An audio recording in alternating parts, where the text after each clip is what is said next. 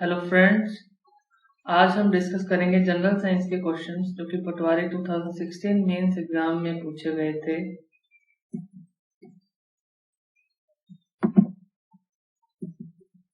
First question है, A child is standing in front of a magic mirror. She finds the image of her head bigger, the middle portion of body of same size, and the legs smaller.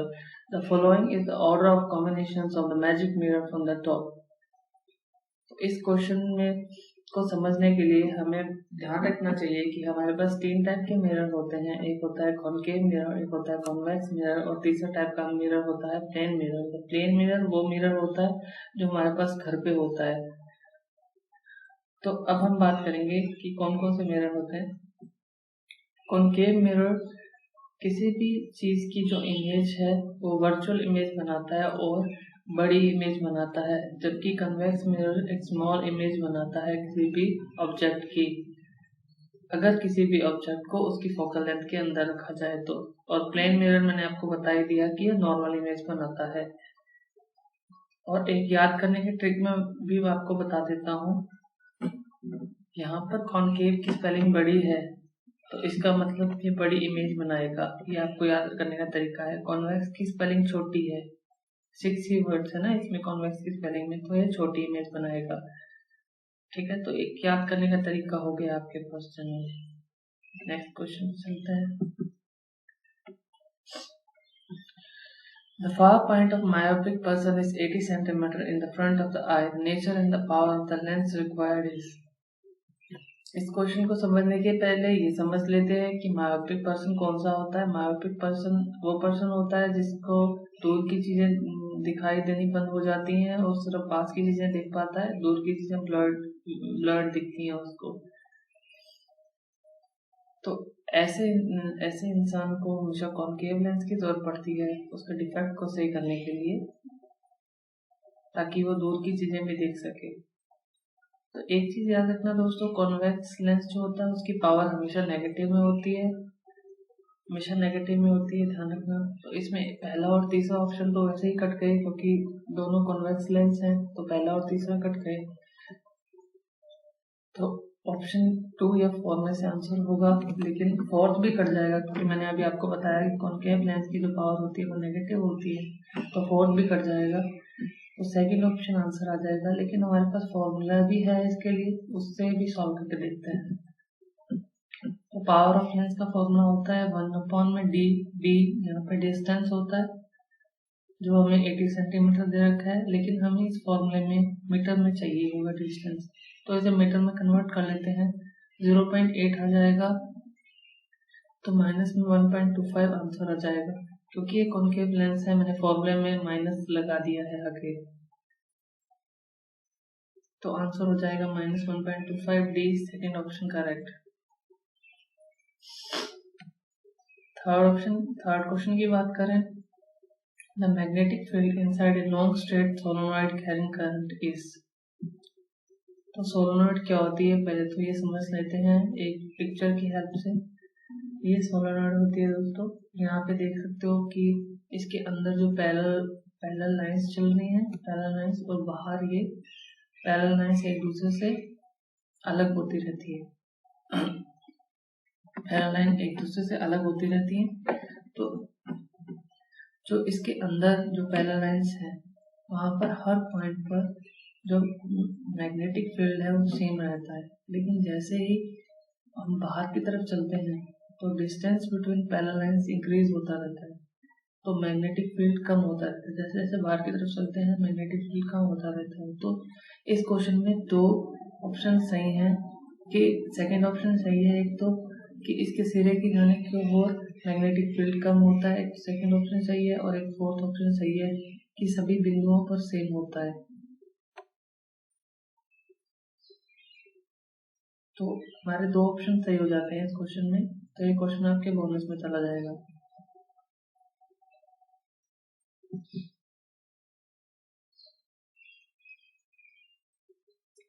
Fourth question है, the TI plasmid used in genetic engineering is obtained from. तो इसका जो answer आएगा वो है agrobacterium ट्यूमेफेसियंस। ये biology का question है। एक्चुअली क्या होता है कि टीआई प्लाज्मिड एक ब्रांच है जेनेटिक इंजीनियरिंग की, तो इसका आंसर आपको याद ही करना पड़ेगा, इसकी कोई ट्रिक नहीं है, क्योंकि फोर्थ ऑप्शन करेक्ट है। फिफ्थ क्वेश्चन की बात करें, hormone production is a function related to. इसमें पूछा है कि हार्मोन प्रोडक्शन कहाँ होता है हमारी बॉडी में, तो इसमें 4 ऑप्शन दे रखे हैं, हाइपोथैलेमस, पोन्स, हिप्पोकैम्पस, मेडुला।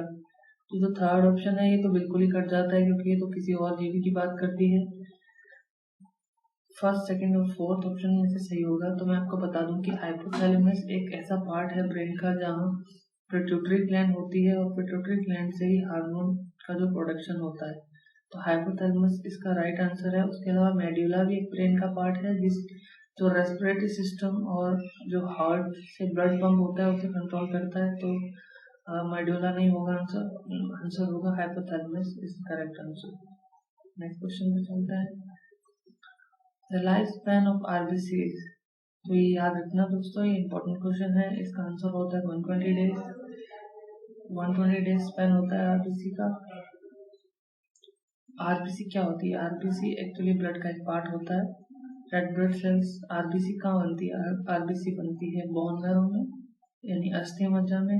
और आरबीसी खत्म कहाँ होती है? आरबीसी खत्म होती है हमारे स्पेन में जाकर, दिल्ली में जाकर। और एक चीज याद रखना, एक आरबीसी के अलावा हमारे पास डब्ल्यूबीसी भी होती है ब्लड में, व्हाइट ब्लड सेल्स। इनका जो स्पैन होता है वो 15 से 20 दिन होता है, और ये भी हमारे बोन मैरो में बनती है। नेक्स्ट क्वेश्चन है, which of the following virus is called common cold.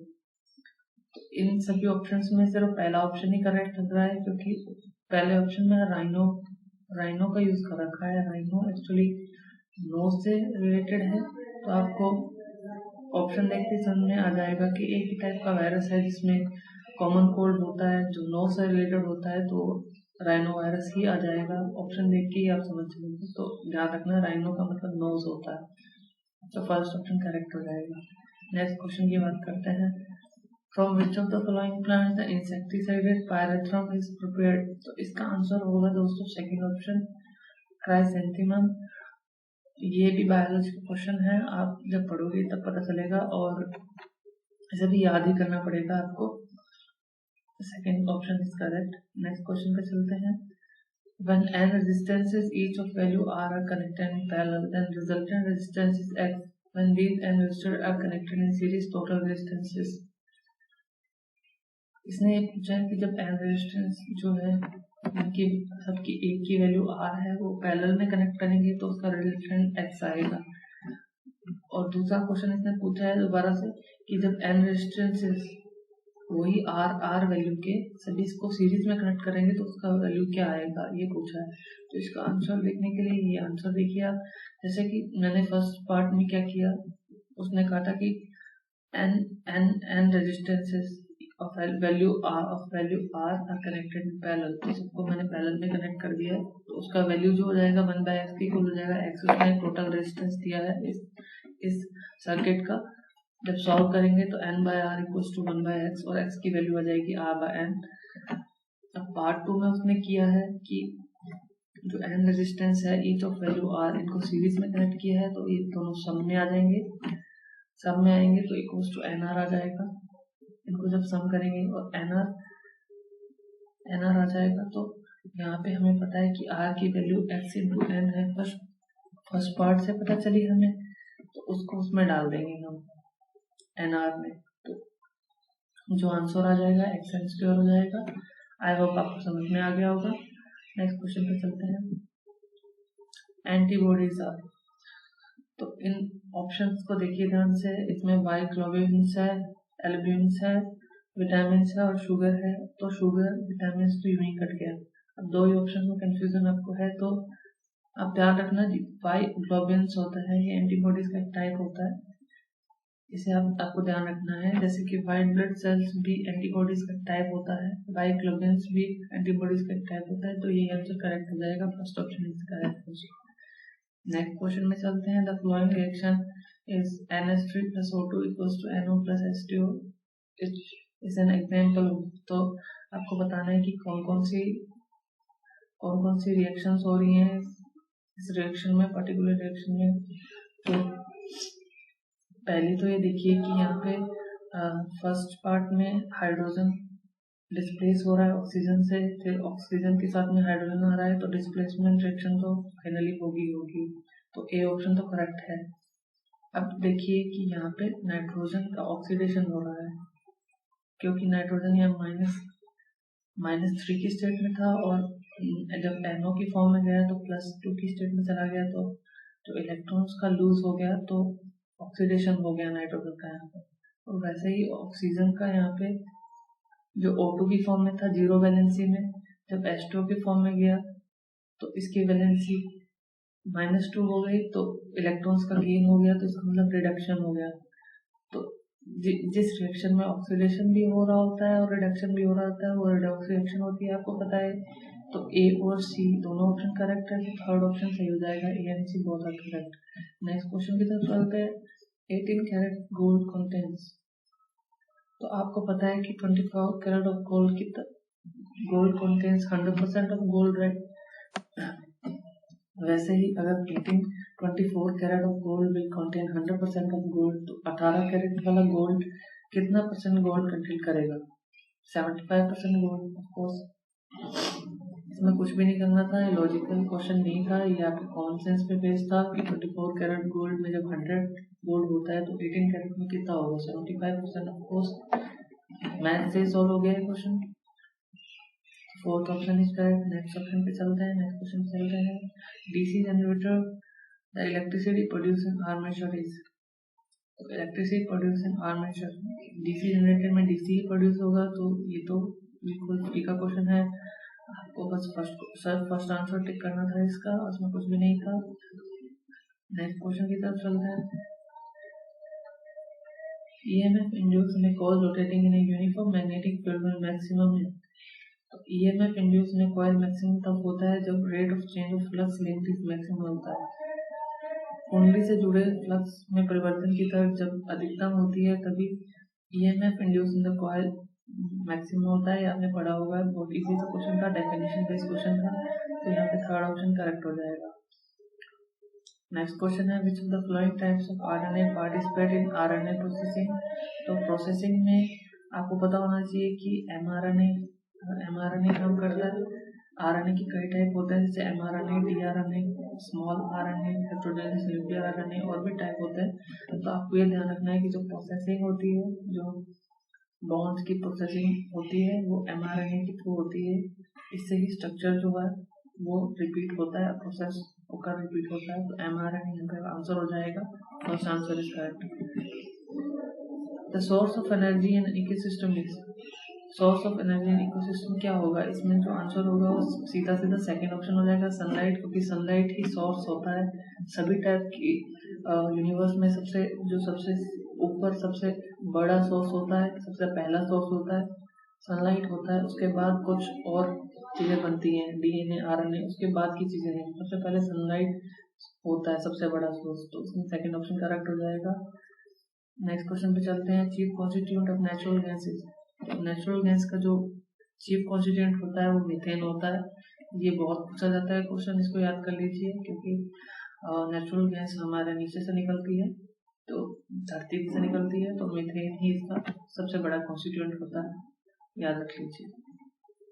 An EMF of 16 volt is induced in a coil of an inductance 4 Henry, the rate of change of current must be, तो यहाँ पे हमें inductance दे रखा है coil का 4 Henry और EMF दे रखा है 16 वोल्ट, तो हमें क्या निकालना है? Rate of change of current निकालना है। फॉर्मूला बेस्ड क्वेश्चन है, फॉर्मूला होता है इसका V equals to L into di/dt। यहाँ पर हमें इंडक्टेंस दे रखा है जो कि L होता है, हमें वोल्टेज दे रखी है और हमें di/dt निकालना है, तो बहुत इजी क्वेश्चन है। V की वैल्यू हमें दे रखी है 16 और इंडक्टेंस 4 दे रखी है, तो 16/4 इक्वल्स टू 4, तो di/dt 4 हो जाएगा, इसमें कोई डाउट नहीं होना चाहिए, बहुत इजी क्वेश्चन है, फॉर्मूला बेस सीधा, तो यहाँ पे 4 आंसर आ जाएगा, जो कि फोर्थ ऑप्शन करेक्ट हो जाएगा। 59 क्वेश्चन की बात करते हैं कि PCR is used to detect. तो याद रखना दोस्तों, पीसीआर एक ऐसा टेस्ट है जो HIV एड्स जो होता है उसकी टेस्टिंग के लिए काम आता है। तो ये सीधा सीधा फर्स्ट ऑप्शन का करेक्ट हो गया।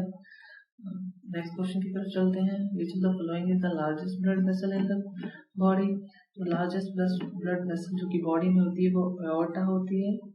ये कौन सा ब्लड कैरी करती है? ये ऑक्सीजनेटेड ब्लड यानी ऑक्सीजन से युक्त ब्लड कैरी करती है। जबकि जो वेन्स होती हैं वो ऑक्सीजन की जो बिना जो ब्लड होता है वो कैरी करती है। तो आपको याद रखना है, इसलिए इसका फर्स्ट आंसर होगा largest blood vessel. First answer हो गया। तो thank you very much guys, thank you.